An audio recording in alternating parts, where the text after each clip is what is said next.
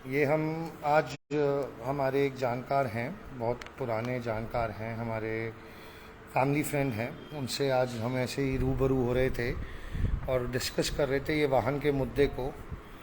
और वो भी बहुत पीड़ित हैं और वो समाज के समक्ष अपनी पीड़ा को अपने मुख से एक बार बताना चाहते हैं।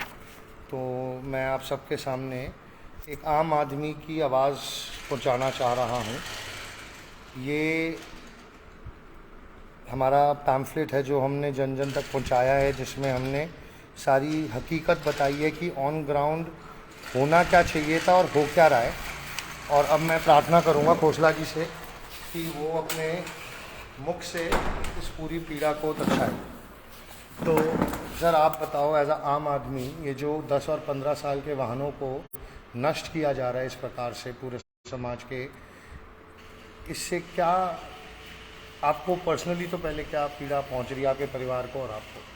नमस्कार भाई।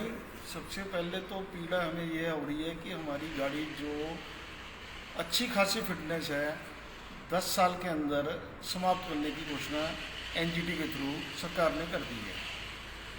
जिस गाड़ी का हमने टैक्स जब हमने गाड़ी ली थी तब हमने आरटीओ और आरसी के ऊपर हमारा 15 साल वैलिड था और आज हम 5 साल पहले ही गाड़ी को समाप्त कर रहे हैं। गवर्नमेंट क्या चाहती है?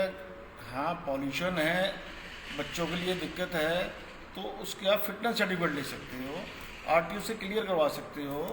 गाड़ी 8 साल में हमने अभी बैंक से लोन लेके फ्री कराई है। 2 साल गाड़ी भी नहीं हम रख पा रहे हैं, उसको हम 2 लाख रुपए में भी नहीं बेच पाएंगे। 40,000 रुपये में गाड़ी जाएगी। हम दोबारा क्या उसी काम में लगे रहें? ज़िंदगी में एक गाड़ी लेनी है, 7-8 साल हम मुश्किल से क्लियर करा पाते हैं व्यापार के हिसाब से, और 2 साल बाद उसे गाड़ी को कंडम करना पड़ जाता है हम लोगों को। किसके लिए हम जी रहे हैं? हम अपने लिए जी रहे हैं या कुछ और पूंजीपति लोगों के लिए जी रहे हैं? गवर्नमेंट क्या हमारी पूंजीपतियों के हाथ में खेल रही है या आम आदमी के लिए कुछ काम करना चाह रही है? ये गवर्नमेंट का ठीक है, एंग्जाइटी की प्रॉब्लम है, पॉल्यूशन की प्रॉब्लम है, उसके लिए गाड़ी के इंजन अच्छे हो जाएं, फिटनेस ठीक हो, वो तो हमें समझ आती है बॉस, लेकिन ये नहीं समझ आता कि गाड़ी ही ख़त्म कर दी जाए। तो सर जैसे आपने कहा टेक्नोलॉजी बेटर हो, इंजन बेटर हो, इन्होंने BS1 और BS2, BS3, BS4, BS5, BS6, एक तो ये टेक्नोलॉजीज बेटर करी, फिर फ्यूल बेटर किया, बेटर करा, उसके बाद आज के दिन फ्यूल क्वालिटी भी बेटर करी, इंजन भी बेटर करी, तो कहीं ना कहीं मतलब प्रदूषण तो लेस होना ही चाहिए था। जी जी। तो टेक्नोलॉजी बेटर करने के बाद और आपको CNG पे भी घुसाया, जो कि क्या कहते हैं, एक तरह से उनके अनुसार पोल्यूशन फ्री फ्यूल था। उसके बाद अब आपको कह रहे हैं कि ये सब भी गलत था, अब आप अगले वाहन पे चलिए, अगली टेक्नोलॉजी पे चलिए, इलेक्ट्रिक व्हीकल पे भी बढ़िए, लेकिन जो पुराने हमारे निर्णय थे वो गलत थे। तो निर्णय तो गवर्नमेंट के द्वारा दिए गए, हम लोग तो गवर्नमेंट की दी हुई पॉलिसी के हिसाब से चल रहे हैं ना। एग्जैक्टली हम चल रहे हैं, हाँ, लेकिन वो पॉलिसी आज क्या कर रही है? आज हमारे समाज को अपाहिज और पीड़ित कर रही है। आज क्या जेबों में से पैसे सरेआम गवर्नमेंट खींच रही है, डाका डाल रही है, डाल रही है। इसमें कौन सी बात है भाई?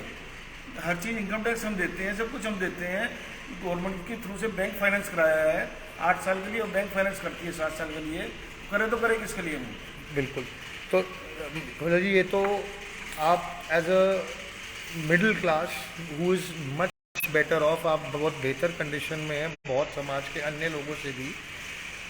हम ये सोचते हैं सर, जो अन्य लोग हैं समाज में जो इतने आर्थिक रूप से नहीं हैं बलवान, जिन्होंने किसी प्रकार से कुछ पूंजी इकट्ठी करके अपने लिए पुराना वाहन कोई खरीदा होगा सेकेंड हैंड, उस आदमी की क्या हालत हो रही होगी जो उन छोटे छोटे वाहनों से अपने छोटे छोटे व्यापार चला रहा था, जो अपने घर चला रहा था, रोजी रोटी चला रहा है, उसकी क्या हालत होगी? एक किसान की क्या हालत होगी जिसका आप ट्रैक्टर नष्ट कर दोगे, जिसका डीजल जनरेटर आप नष्ट कर दोगे?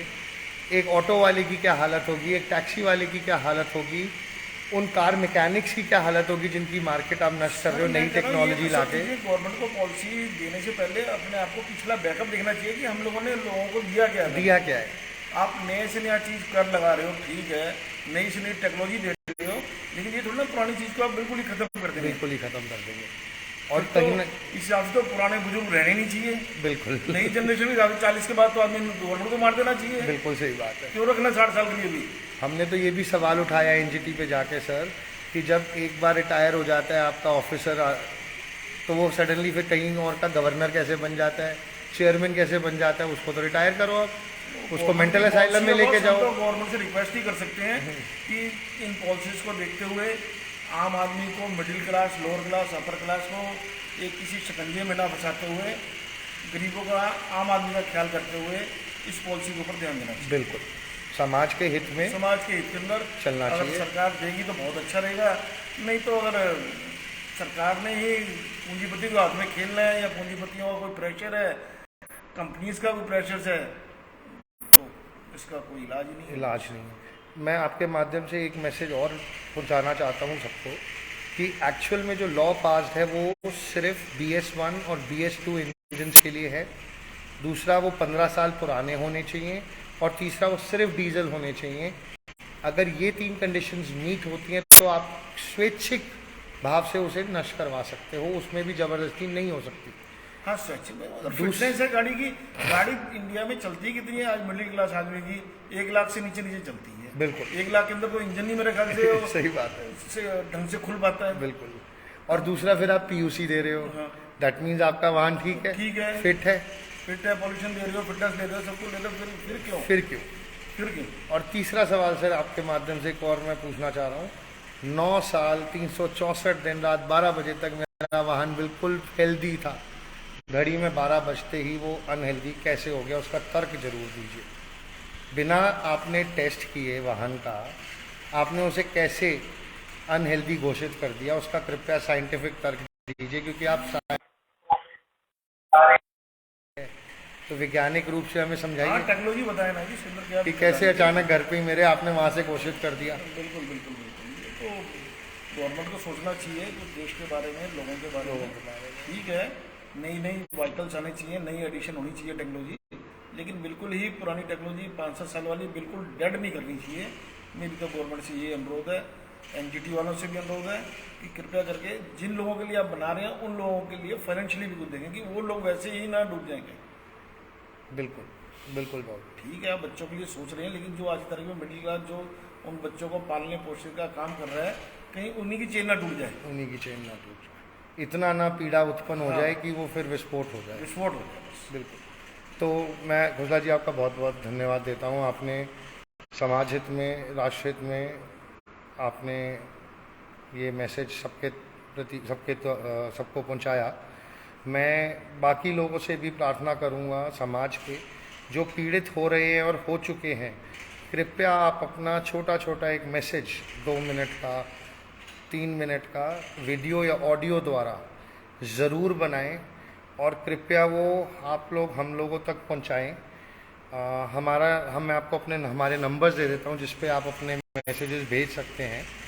9717080722 9717080722 और दूसरा नंबर है 962527192 962527192।